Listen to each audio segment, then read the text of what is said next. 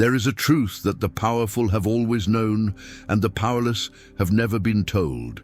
It is not the man who speaks the most who commands the most respect. It is the man whose absence is felt like a wound. History has always been written not by those who were everywhere, but by those who knew precisely when to vanish. And yet, in a world that screams for constant visibility, constant performance, constant proof of existence, almost no one has the courage to do what the truly powerful have always done: disappear. Niccolò Machiavelli, the architect of strategic human understanding, observed the courts of Florence with the cold, surgical eye of a man who needed no illusions. He watched princes rise and fall, not because of talent or virtue, but because of perception. He understood, long before the modern world had a language for it, that desire is not born from availability. It is born from scarcity. The man who is always present becomes furniture. The man who withdraws becomes a question that cannot be answered, a hunger that cannot be fed. Ask yourself honestly, when was the last time someone truly missed you? Not just noticed you were gone for an hour, but felt your absence the way you feel a silence after music stops. That hollow, aching resonance that makes you realize something irreplaceable has left the room. That feeling is not accidental. It is manufactured, consciously or unconsciously, by those who understand that value is never declared, it is discovered, and it is only discovered in absence. Most people spend their entire lives trying to be seen. They overflow into every conversation, every gathering, every digital space, terrified that if they are not witnessed, they do not exist. But Machiavelli warned against this desperation with an elegance that cuts through centuries. The prince who reveals himself entirely leaves nothing for the imagination, and the imagination is where power lives. When you give people everything, you give them nothing to want, and a man no one wants is a man with no leverage over the world. What you are about to hear is not a trick, not a social manipulation tactic, not a shallow self-help formula. It is a philosophy of strategic self-withdrawal, a discipline that transforms how the world perceives you, how deeply people feel your presence, and ultimately, how much power you carry simply by existing. Machiavelli did not write for the weak, and this video was not made for those content with being overlooked. It was made for those who are ready to understand that sometimes the most powerful move you can make is to say nothing. Go nowhere and let the world feel what it means to lack you. There is a principle embedded in the oldest courts of power, spoken in whispers between advisors and generals, never written in public decrees, but understood by every man who ever held a throne. Desire cannot survive certainty. From the moment something becomes guaranteed, it begins to decay in the mind of the one who possesses it. Machiavelli understood this not as a romantic observation, but as a political law, as immovable and reliable as gravity. He watched how men who were adored became despised the moment they made their adoration seem unconditional. He watched princes who gave everything lose everything, not to enemies, but to the boredom of those they served. The architecture of desire is built on a single, uncompromising foundation: the unknown. What we cannot fully access, we cannot fully dismiss. The human mind, wired for survival and status, treats uncertainty as a signal of importance. When something is freely available, the mind categorizes it as low risk, low value, easily replaceable. But when something withdraws, when access becomes limited, when the presence that was once constant becomes rare, the mind recalibrates. It begins to assign significance. It begins to prioritize. It begins to want. Machiavelli described this dynamic with his characteristic brutality in The Prince when he wrote that men are driven more by what they fear losing than by what they hope to gain. Most people hear this and think of money, of territory, of war. But the deeper reading is this: the most devastating thing you can take from a person is not their wealth. It is your presence, your attention, your availability. Because once those things were abundant and then become scarce, what you have created is not just absence, you have created need. Consider the dynamic of any relationship, professional, romantic, social, where one party is infinitely accessible. The phone is always answered, the invitation is always accepted, the help is always offered, unasked before it is even needed.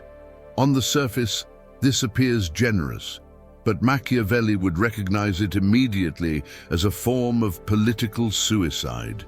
Because generosity without restraint is not virtue, it is desperation wearing virtue's mask. And desperation, in every court, in every boardroom, in every intimate space, is the one quality that destroys value faster than any failure ever could. To understand why disappearing increases your value, you must first understand what your constant presence has been doing to it. Every time you answer immediately, you tell people their time is worth more than yours. Every time you show up without being asked, you signal that you have nowhere more important to be. Every time you explain yourself without being questioned, you reveal an anxiety about your own worth that no amount of explanation will ever cure. Machiavelli's court was merciless to those who sought approval through over-presence. The modern world is no different. The currency has changed, but the exchange rate remains exactly the same. The architecture of desire, therefore, demands that you become a controlled scarcity, not absent without purpose, but absent with intention. The prince who disappears to build, to think, to prepare, to become, returns transformed. And the court, which grew accustomed to his presence, is forced to remember why he mattered, forced to articulate in his absence what exactly they would lose without him. This is not manipulation, it is strategy. And strategy, as Machiavelli insisted, is the only honest response to a world that respects power above all else. What you are learning here is not how to play games, it is how to stop playing the wrong ones. For too long, you have been playing a game where availability equals value, where response speed equals worth, where constant presence signals importance. Machiavelli would have wept at the modern compulsion to perform existence publicly and continuously. He understood that the prince who is everywhere is respected nowhere. And the first step toward reclaiming your power is to understand, viscerally and permanently, that your absence is a statement. And right now, it may be the most important statement you have never made. In the courts of 15th century Florence, silence was not passivity, it was architecture. The advisor who did not speak was not absent from the conversation. He was shaping it. Machiavelli, who spent years inside the machinery of Florentine politics before being cast out of it, understood that words are the weapons of the reactive, while silence is the weapon of the sovereign. The man who fills every silence fills it with evidence of his uncertainty. The man who lets silence breathe announces, without a single word, that he is comfortable with power, because power has nothing to prove. Think about the people in your life who carry the most weight, the ones whose opinions settle arguments rather than start them, the ones whose presence in a room shifts the temperature before they have spoken a word. These are not necessarily the most eloquent or the most educated. They are the ones who have mastered the discipline of restraint. They speak when speaking adds something. They appear when appearing means something. They have learned, whether consciously or through hard experience, that scarcity of expression creates abundance of impact. Machiavelli was explicit about the dangers of verbal excess. A prince who speaks too much, he argued, reveals not only his plans, but his fears. Every unnecessary word is a window into the architecture of one's insecurity. In the political arena, this was fatal. A rival could reconstruct your entire strategy from the words you used to seem confident. But the lesson reaches far beyond politics, into every negotiation, every romantic pursuit. every professional relationship where perception determines outcome. Silence, wielded with intention, is not emptiness. It is pressure. It is the question the other person cannot help but try to answer. The modern world has made silence dangerous in a new way. Social media, instant messaging, the relentless expectation of response have collectively declared that to go quiet is to go weak. To not post is to not exist. To not reply immediately is to signal disinterest or inadequacy. And so millions of people have surrendered the most powerful tool in the strategic arsenal, the controlled pause, in exchange for the temporary comfort of being seen. Machiavelli would have identified this instantly as the voluntary surrender of power. And he would have had very little sympathy for those who chose visibility over sovereignty. There is a specific kind of silence that is particularly devastating in its strategic effect. The silence after someone has acted against you. The natural instinct is to respond, to defend, to explain, to retaliate. But the sovereign response, the response that Machiavelli's princes deployed to maximum effect, is to do nothing, to withdraw, to let the other person sit with what they have done without the relief of your reaction. When you react, you give them information. You tell them where you are emotionally, what matters to you, how deep the wound went. When you go silent, you give them nothing, and nothing is the most disorienting gift you can offer an adversary. Strategic silence also operates beautifully in the realm of professional value. The consultant who speaks less is perceived as knowing more. The leader who does not fill every meeting with sound is trusted with a depth that the verbose never achieve. The negotiator who can sit in the discomfort of an unanswered question long after the other side has begun to squirm has already won the negotiation. These are not personality quirks. They are applications of a principle that Machiavelli articulated, and that every serious student of power eventually arrives at: the less you give, the more they imagine you have. This is the second layer of the disappearance strategy, learning to disappear from sound, to remove yourself, not just physically, but verbally, emotionally, reactively, to create a field around you where your responses are not predictable, where your presence is not guaranteed, where your words carry weight precisely because they are not scattered freely across every conversation. The man who speaks when he chooses, responds when he decides, and withholds when it serves him, this man does not just command attention, he commands the imagination. And in Machiavelli's world, as in yours, the imagination is the seat of all real power. Every human being operates with a fundamental psychological need that Machiavelli exploited with surgical precision throughout his observations of power: the need for resolution. The mind cannot rest with an open loop. A question unanswered, a story unfinished, a pattern interrupted. These are not mere inconveniences to the psyche.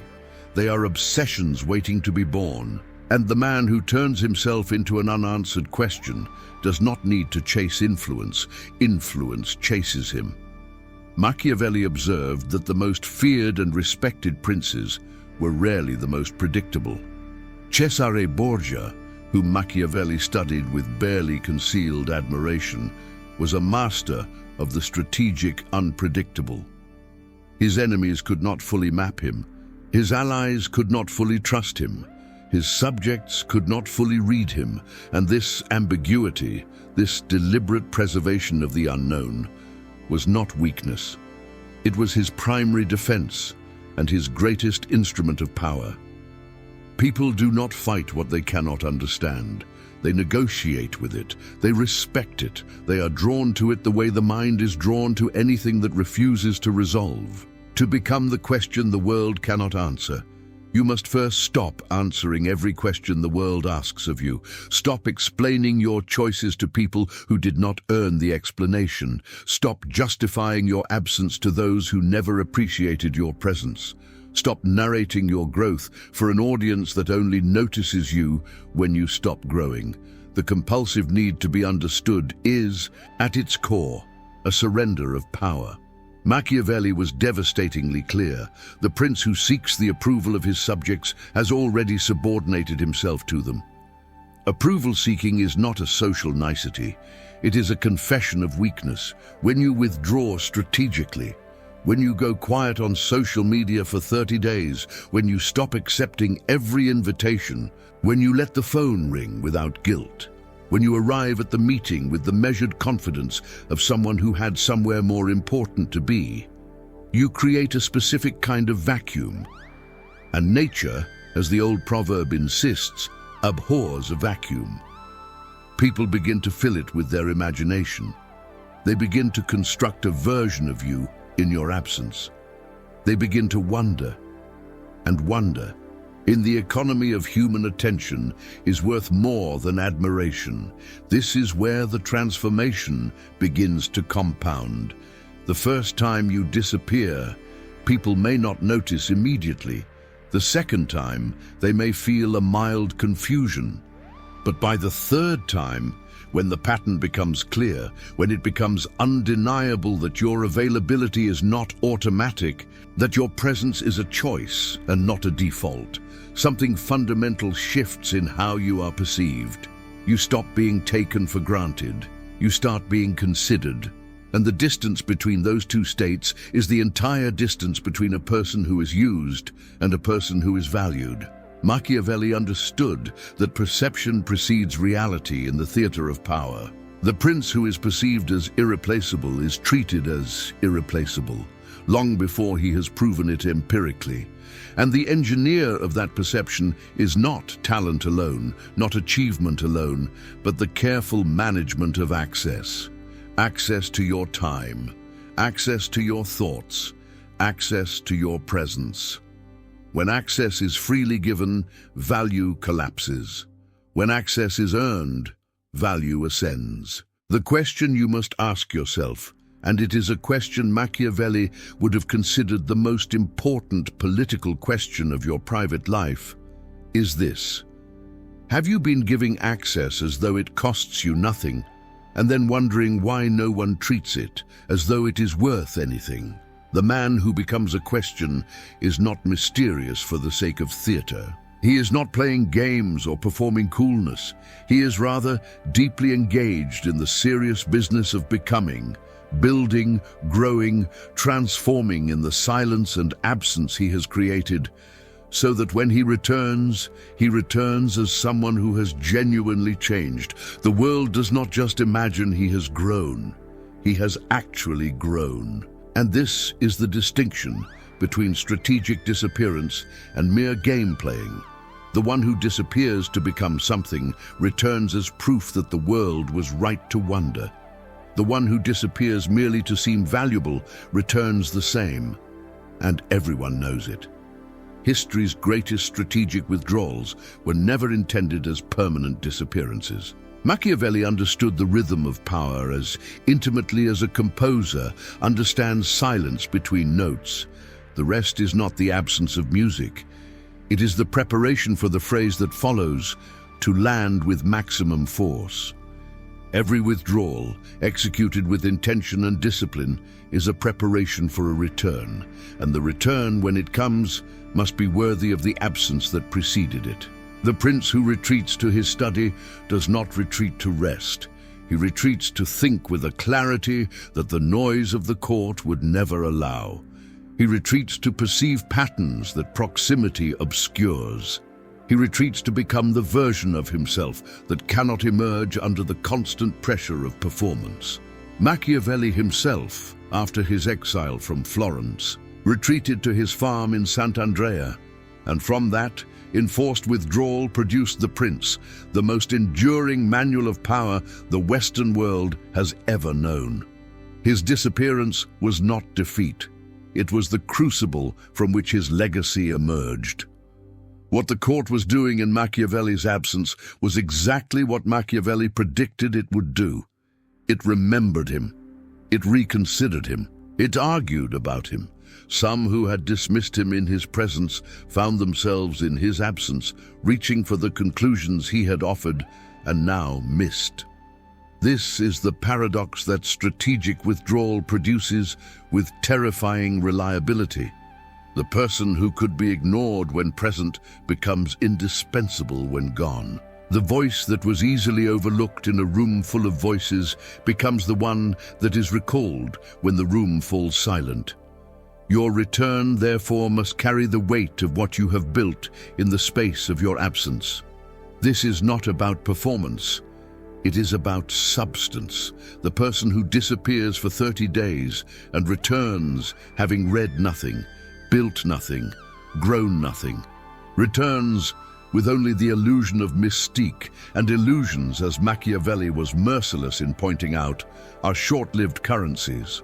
But the person who withdraws to genuinely invest in themselves, in skill, in depth, in clarity, in physical and mental transformation, returns as someone the world cannot place in the category it had reserved for them. And categories, once disrupted, are almost impossible to restore. The sovereign return is also a matter of timing. Machiavelli was obsessed with what he called virtù, the capacity to seize the moment with perfect precision, to read the forces at play and move when the movement would count most. The person who disappears and returns too soon loses the accumulation of longing that the absence was generating. The person who disappears too long risks being replaced in the minds of those whose attention they sought to command. The mastery lies in the middle, in returning when the question you have become is at its most urgent, when the vacuum you created is at its most profound, when the world has just reached the point of genuinely wondering whether you are gone forever. There is an emotional texture to the strategic return that cannot be faked and cannot be rushed. It is the texture of someone who went away with a purpose and returned with evidence. It is visible in the way they carry themselves, not with the anxious energy of someone who needs to announce their transformation, but with the quiet confidence of someone who has simply become. Machiavelli wrote that the prince must embody what he wishes the world to believe, not declare it, not defend it, but embody it so completely that no declaration is necessary. The sovereign who returns does not tell you he has grown. He simply is no longer the same, and the difference is impossible to ignore. The final element of the return is the re-establishment of selective access. The prince does not return and immediately restore the old patterns of availability. To do so would be to erase the work of the withdrawal entirely, to announce through behavior that the absence was an accident rather than a choice. The sovereign returns and is present, genuinely, meaningfully present, but on different terms. The access is now more limited, more deliberate, more weighted with significance. Every conversation is elevated because not every request for conversation is honored. Every appearance is charged with meaning because not every invitation is accepted. The return completes the architecture that the disappearance began. It says, without words, what no statement of self-worth could ever effectively communicate. I was not gone because I had to be. I was gone because I chose to be, and now I have chosen to return. Be grateful. There is a particular kind of devastation that only absence produces, not the devastation of conflict or betrayal, but the quiet, accumulating devastation of realization. The moment when someone who took you for granted finally, undeniably, irrevocably understands what they have lost. Machiavelli studied this dynamic in the context of political loyalty and territorial governance, but the psychological mechanics are identical in every human sphere. People do not value what they have never been without, and the greatest service you can render to your own worth is to give the world the experience of being without you. The human brain is wired for contrast. It cannot appreciate the warmth of a fire without the memory of cold. It cannot feel the pleasure of presence without the ache of absence. When you have been consistently, reliably, almost compulsively available, you have robbed the people in your life of contrast. You have eliminated the very condition that would allow them to accurately measure what you are worth to them. Machiavelli understood this as a political failure. The prince who never withdraws his favor cannot leverage it. The prince whose presence is constant cannot make his absence a threat. And the ability to make one's absence a credible threat is, in Machiavelli's cold calculus, one of the most reliable instruments of long-term influence. There is a phrase that appears in various forms across cultures and centuries because it describes a universal psychological truth. You never miss the water till the well runs dry. It is almost embarrassingly simple, and yet most people organize their entire social and professional lives in direct contradiction to it. They keep the well endlessly full, endlessly available, endlessly replenishing, and then cannot understand why no one seems to value the water. Machiavelli would have recognized this as a strategic error of the first order, not a moral failure, not a character flaw, a strategic error, and one that can be corrected the moment you decide to correct it. The correction is not dramatic. It does not require announcements or confrontations or elaborate explanations. It requires only one thing: the decision to stop being as available as you have been, and the discipline to maintain that decision long enough for the world to feel its effects. The first week you may feel invisible. The second week you may feel forgotten. But Machiavelli was not interested in the feelings of the man executing the strategy. He was interested in the outcomes. And the outcome, reliably, predictably, with the consistency of a natural law, is that withdrawal produces longing, and longing produces value, and value produces leverage, and leverage is the foundation of every meaningful form of power.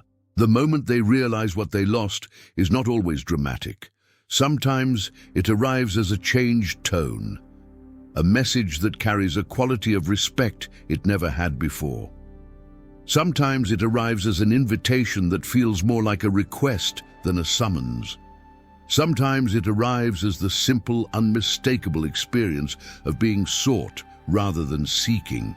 Machiavelli wrote that the prince who is desired is in a position of strength that the prince who desires never occupies.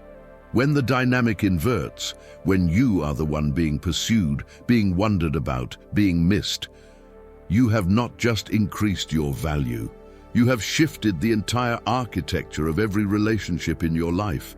And from that position, everything is negotiated on different terms. The most powerful aspect of this transformation is that it does not require you to become cruel or cold or indifferent.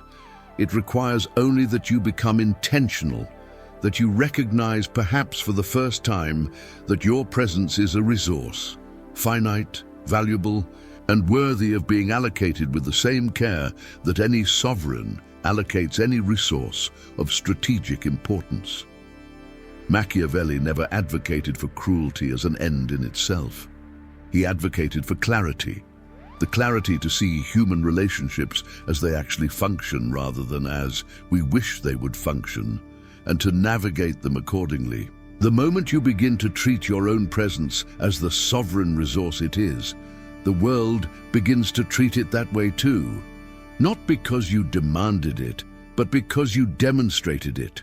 Every principle that Machiavelli articulated, without exception, demanded one prerequisite: discipline.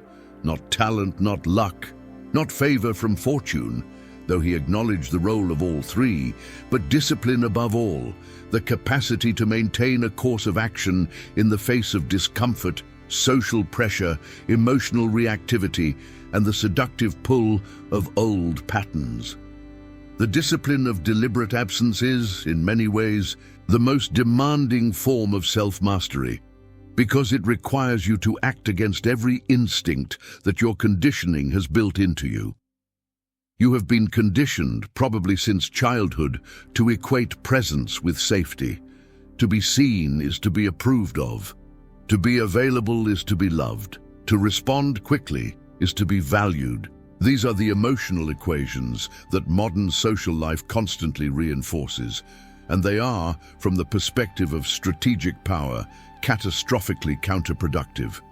The man who needs to be seen cannot create scarcity. The man who needs to be available cannot leverage his absence. The man who needs to respond quickly cannot make others wait. And the ability to make others wait, Machiavelli would remind you, is one of the oldest and most reliable signals of power that human beings have ever devised. The discipline begins with small acts of deliberate restraint. You do not respond to the message the moment it arrives, not because you're playing a game, but because you're training yourself and training the other person. To understand that your attention is not automatic. You do not accept every social invitation, not because you are antisocial, but because selective presence is the precondition of meaningful presence. You do not explain every decision, not because you are secretive, but because the habit of seeking approval through over-explanation is a habit of subordination. And subordination is incompatible with the kind of authority you are building. Machiavelli was profoundly aware of the role of habit in the construction of power. The prince who habitually appears strong will eventually be strong because the world will treat him as though he is, and over time, treatment shapes reality. This is not self-deception. This is the understanding that perception and reality exist in a feedback loop, and that the person who manages perception manages the inputs to that loop. When you habitually withhold your availability, you habituate both yourself and those around you to a new understanding of your value. The new understanding is not a lie. It is a correction of the distorted understanding that unlimited availability had created. The hardest part of the discipline is surviving the silence after the withdrawal. Because silence initially feels like rejection. It feels like being forgotten. It feels like proof that the fear was right, that without constant performance, you are nothing. Machiavelli faced this silence in his exile, and he wrote about it with the barely contained anguish of a man who understood exactly what was being tested in him. But he did not return to the court on his knees. He went to his desk. He wrote. He built the work that would outlast the men who had exiled him by 5 centuries. He transformed the silence from a wound into a workshop. And this is what the discipline of deliberate absence ultimately demands, that you use the space you have created not to suffer in it, but to build in it. The discipline also requires that you resist the specific temptation of premature return, the impulse to reconnect the moment you begin to feel the impact of the absence working. The moment people start reaching out more, the moment the dynamic begins to shift, the temptation is to flood back in and restore the old availability out of the relief of being wanted again. This is the moment where most people fail. They mistake the early signs of longing for the fulfillment of the strategy, when in reality those signs are merely the beginning. Machiavelli was explicit. A half-executed strategy is worse than no strategy at all, because it reveals your hand without delivering the outcome. Hold the position, trust the architecture, let the absence complete its work. The person who masters the discipline of deliberate absence does not just increase their perceived value. They become, over time, genuinely more valuable, because the withdrawal creates space for real growth, and real growth creates real substance, and real substance is the only foundation on which lasting power is ever built. Machiavelli's deepest insight was not about manipulation, it was about authenticity. The authentic sovereign is not the one who performs strength, but the one who has built it, quietly, in the spaces between his public appearances, until the performance and the reality become indistinguishable, until disappearing and becoming are the same act. Machiavelli closed The Prince not with a strategy, but with a a vision of what it would look like if a man truly internalized everything that had been written, if he applied it not just to politics, but to the full architecture of his life. The final gift of the book is not technique, it is a portrait, and the portrait is of a man who is rare, not famous necessarily, not universally admired, but rare in the specific, precise sense that rareness carries in the economy of value, irreplaceable, deeply felt, impossible to substitute. The man who has mastered the art of strategic disappearance lives differently than the men around him. He moves through social spaces with a specific kind of gravity, not the gravity of arrogance, but the gravity of someone who has chosen each room he is standing in. His presence is felt in part because it is not assumed. The people in his life cannot take him for granted, not out of fear, but because experience has taught them that his presence is not a fixed coordinate. It is a gift, regularly renewed by choice. And gifts that could be withdrawn are never taken lightly. His professional life reflects the same principle. He is not the one who volunteers for every project, accepts every meeting, answers every email within minutes. He is the one whose response, when it comes, carries the weight of genuine consideration, whose participation, when offered, represents a real allocation of something finite and valuable. Employers, clients, collaborators, all of them unconsciously apply the economics of scarcity. When something is rare, the mind assigns it importance before it even evaluates its content. The man who has made himself rare is ahead in every negotiation before the negotiation begins. His relationships, the ones he has chosen and maintained, are built on a different quality of attention than most people ever experience. Because he does not scatter his presence across every social obligation, the presence he does offer is full, focused, present in the deepest sense. Those close to him feel, in his company, something that is increasingly rare in the modern world, the experience of being someone's genuine priority, not because he says so, but because the structure of his life demonstrates it. He chose to be here. He could have been anywhere else, and because they know that, the time they share with him carries a weight that constant companionship never achieves. Machiavelli wrote that the truly powerful man does not follow fortune, he shapes it, and the man who has built the life of strategic deliberateness, of chosen rarity, of intentional absence and meaningful return, is not at the mercy of how others perceive him. He has constructed the perception. He has engineered the dynamic. He has made himself, through disciplined withdrawal and genuine growth, into exactly the kind of person that the world must reckon with. Not with hostility, but with respect. The kind of respect that is never demanded, never begged for, never performed into existence. The kind that simply accrues with the slow inevitability of interest. To the man who was wise enough to become worth respecting. This is the life that the fastest path to value ultimately leads to. Not a life of games or manipulation, but a life of genuine sovereignty. A life where you decide who has access to you, where your time flows toward what matters, where your presence means something because your absence is real. It is not a life without connection. It is a life where connection has been stripped of the desperation and the performance and the constant exhausting need for validation. And what remains is something cleaner and more powerful than most people ever get to experience. It is the life of the man who, by learning when and how to disappear, finally, fully, irrevocably appears, not to the world, but to himself.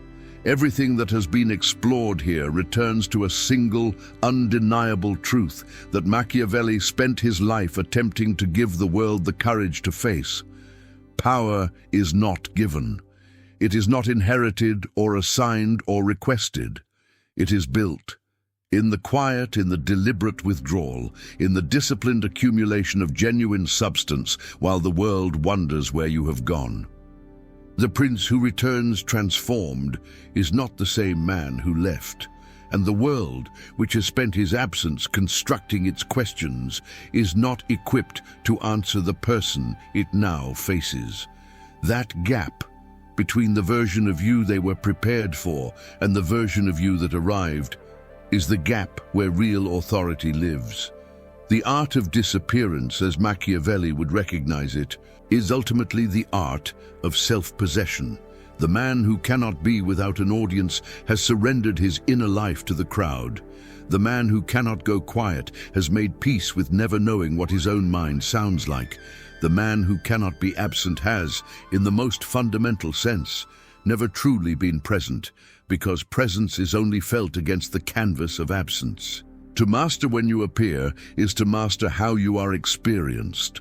And to master how you are experienced is to master something that no title, no salary, no social media following, and no relationship status will ever give you, the unshakable sense that your existence has weight. You may have spent years making yourself available in ways that cost you your sovereignty. You may have answered when you should have been silent, appeared when you should have been building, explained when your work should have spoken for you. None of that is irreversible. The correction does not require a dramatic gesture. It requires only a decision. The same kind of cold, clear, unsentimental decision that Machiavelli advocated in every arena of strategic life. The decision to treat your own presence as the finite, valuable, irreplaceable resource that it is. To stop distributing it as though abundance were the same as generosity. To begin asking, before every appearance and every response, the question the sovereign always asks, does this serve the person I am becoming? There is a particular silence that comes after a man has made this decision, not the silence of isolation, but the silence of direction. The silence of someone who finally knows where he is going and has stopped asking for permission to go there. Machiavelli lived in that silence after his exile, and from it produced the work that outlasted every prince he ever served. The silence is not empty. It is full of the unfinished becoming that constant noise was drowning out.